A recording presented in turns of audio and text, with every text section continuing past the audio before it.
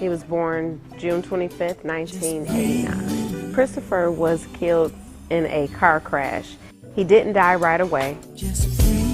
I didn't want him to live in a vegetative state, and the week that I had with him was sufficient enough. I didn't want him to suffer any longer. I ended up pulling the plug, and it was just a day or so before my birthday. We know that you have taken your angel back home with you, Lord, but we ask that you continue to bless everyone throughout this journey. My full mission is more so just that people make more constructive decision making. He said, I hate that we get them so young. We just want to save your life, make great decisions. And our foundation wants to have the mission thoroughly expressed, that you cannot control a car, which is why you need to make sure you're paying 100% full attention to what you're doing while you're driving. I cannot tell you what day you're gonna crash. We don't know if you're gonna. So Love from Afar is really pushing it on both ends. We're not just saying only people who drive we want to affect. We want to affect your kids where they don't even drive. I have 13, 14-year-olds that are considering doing drugs.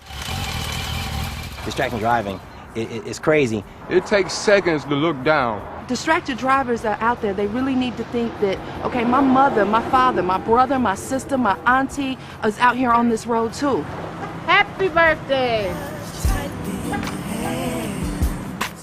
I feel like this is a responsibility on my part as a dealer, and on my part as a parent, and my part as a community leader to get the message out about safe driving.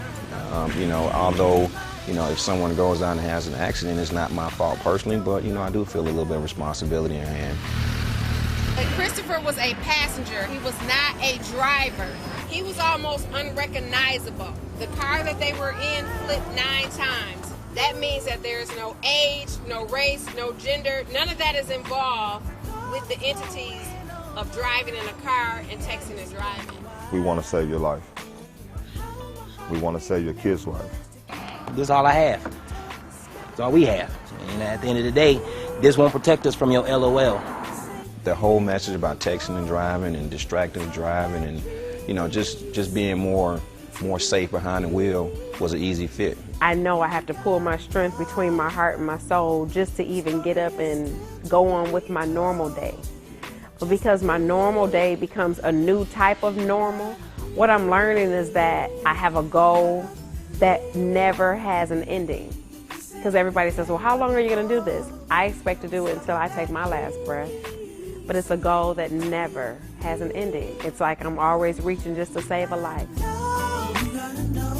The story is still to be told. Just breathe.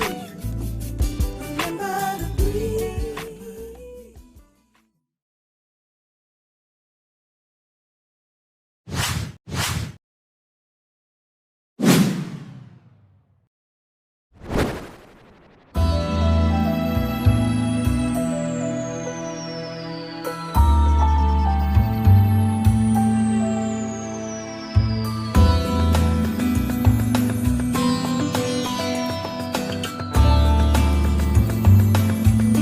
Love from Afar is the Christopher Allen Williams Foundation that I started roughly about 4 years ago when my son was fatally killed in a car crash. When I realized there were 4 children or young adults in the car who made some destructive decisions based on what they told me happened, I realized it was time for me to stand up to let the teens stand up and take ownership. And if they see more adults taking ownership, they will. So I began to tour the schools and go around and share my message. And ever since I've done that, volumes of this has come out, people reaching out, you've saved my life, thank you for speaking up. And I said, well, if I can speak up and share how easy it is for me to speak up, maybe I can get other parents and other community activists to speak up as well. Didn't realize that I would dive in it to the point where I walk away from a career and say, I can step out on faith and do this because I know I'm doing it. Things that happen come so easily. This must be meant for me to do. When my message was out and I noticed that everybody in the community was kind of hearing it, and this is amazing to say the least because I didn't even know it would get like this. And Mr. Ford heard my vision, decided he wanted to be a part of it, and this is the gift he donated to my actual foundation. So this is awesome. He's saying when you go out to the schools, make sure they see this, make sure they know. And then he's continuing to dump into the foundation, because anyone that buys a car from Stone Mountain Chrysler, the foundation gets $100 for every car sold. So I'm very excited about that, because people are taking their own success and allowing me to build my success upon it. The future looks international. The future looks international. I plan to go to every school. Like, I visited in Jamaica about last month, and I said, okay, I need to come out here. And I'm not stopping. I mean, United Kingdom was the first country I saw showed me the definition of texting and driving and the end result of it. So I'll be there too. I'm going anywhere I can to make sure I can make this message. From a parent perspective, we know everybody's involved in a crash, but for a parent to know, I understand, I reach out, I'm here. I want the whole community to know as we as parents can come together and make a difference.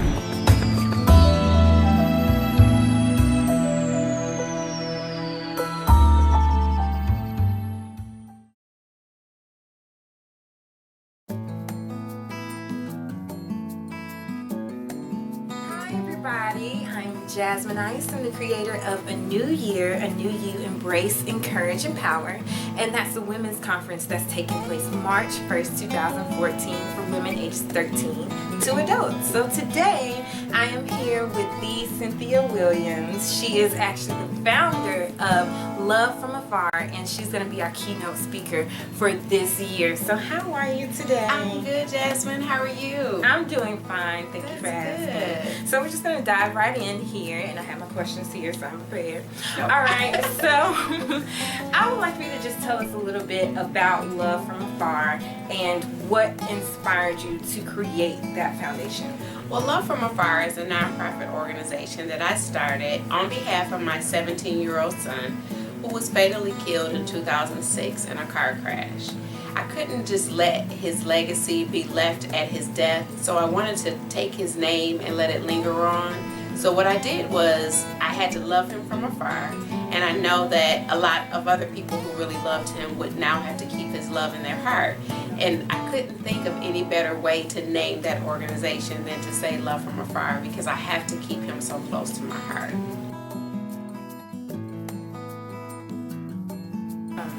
And it seems like you have had a lot of support in building this foundation, and I just want to know, did you ever experience any resistance or opposition when it came to building this thing from the ground up? I did. You know, when you grassroots, you have to convince people that what you do is right. A little of it was resistance, but a lot of it was just people not wanting to say, hey, I don't want to put my phone down, right? It's if you lose a child to something that causes a car crash from a cell phone or speeding, it's something that people do every day.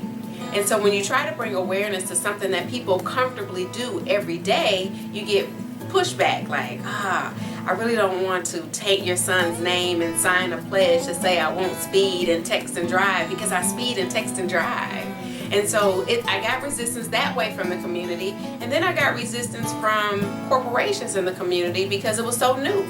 In 2006, it wasn't really as familiar as it is right now. We were just losing people to it, but as of now, 2014, we've lost thousands of people to distracted driving. So it's now people are getting like, oh, this makes sense, or oh, I don't want this to happen to me. I couldn't put myself in your shoes. So it's starting to come. It's starting to come, but it always hasn't been there.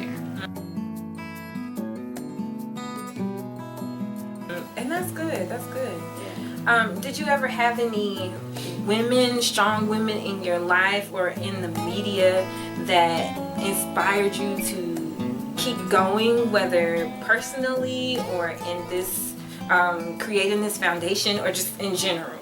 Well, I've had some sort of support, for lack of better words. I didn't get a lot of support from my family, but I did get a lot of support from some community leaders. I've had one particular girlfriend who, I promise you, had it not been for her, my girlfriend named Nicole, she has been so there for me.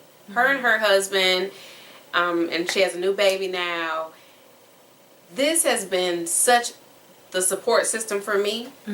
And during the time of the program, I didn't have a car, and they would pick me up and make sure I made every meeting. They would make sure I made every event. They would help me with the event. Now, mind you, I'm graduating, so I'm the one stuffing the bags, making everything for the events. I'm doing everything. And I would, it would just be me, her, and her husband doing things. And I promise you, she is my #1 support team. And she would say, you can't quit. I'm like, I'm done. This is crazy. Nobody's listening to us. Nobody cares. Nobody wants to help. I'm done. She's like, well, you can't quit. So what we got to do next? I'm like, didn't you just hear me say I'm done? And she'll say, no, I don't even want to hear that. Let's just go. And so she's been my #1 support person. And then I had Tacoma Perry from the news. She came out and she was looking for a story a couple years ago, maybe 2010, 11. And she came out to interview me, and then she spoke at one of my events.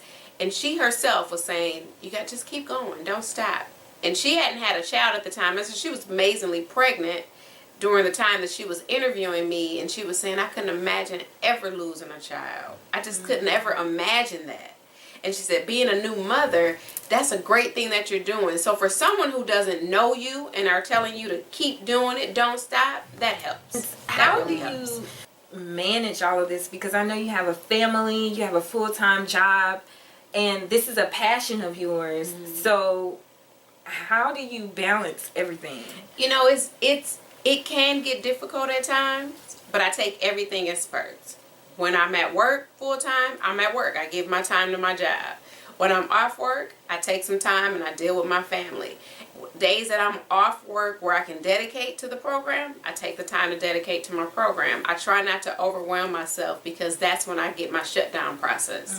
And I don't want to shut down. So I take it in spurts and I deal with it when I can. I try not to overexert myself in any way. What advice would you give to women or young girls that have a passion, but they come up with every excuse in the world to not do that thing? For me, I was 35 years old when my son passed, and that's when I realized my purpose. Even though I had been a mother 17 years, he was my oldest son, that's when I realized my purpose. So what I had to understand is, if this is my passion, God has to have something to do with it. And I ask him before I do anything else, and I say, thank you. I don't know why you chose me for this, but let me do it. And if I have to do it, I do it for God, and I don't put myself in it at all. And when I remove myself totally for my mission, for this program, to help save others from this destructive decision making, I know that if I'm doing it for him, he's going to exalt it the way that it should, and it's going to unfold the way that it does. Stood on so many no's, we can't do it. No, we're not interested. I'm sorry, we'll call you back. Never call back. No return emails. And from people that I really consider close friends or close community partners. It's a ton of those that I didn't get responses for, and that would let me think my passion is not meant to be. But it's in my soul. And if it's in my soul, I know that I was supposed to do it. And that's when I realized my purpose. And once you know your purpose and you find out what it is, you gravitate towards it and make sure you do your best. And if you do your best, that's all you can do. That's it. You can't try to do over than your best, because your best is all you can do. So how can people find out more information about Love From Afar? Well, we have a website. We're at www.lovefromafar.org.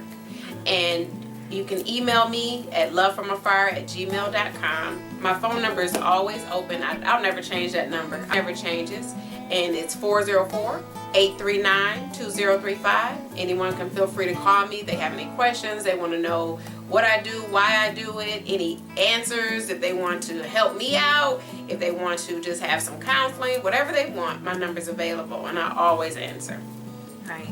Well, thank you so much for doing this interview with me. And you guys heard it here. This is Cynthia Williams with Love From Afar. And if you'd like more information about A New Year, A New You, Embrace, Encourage, Empower, please visit itsanewyou.eventbrite.com. And I hope to see you there. Bye. Bye.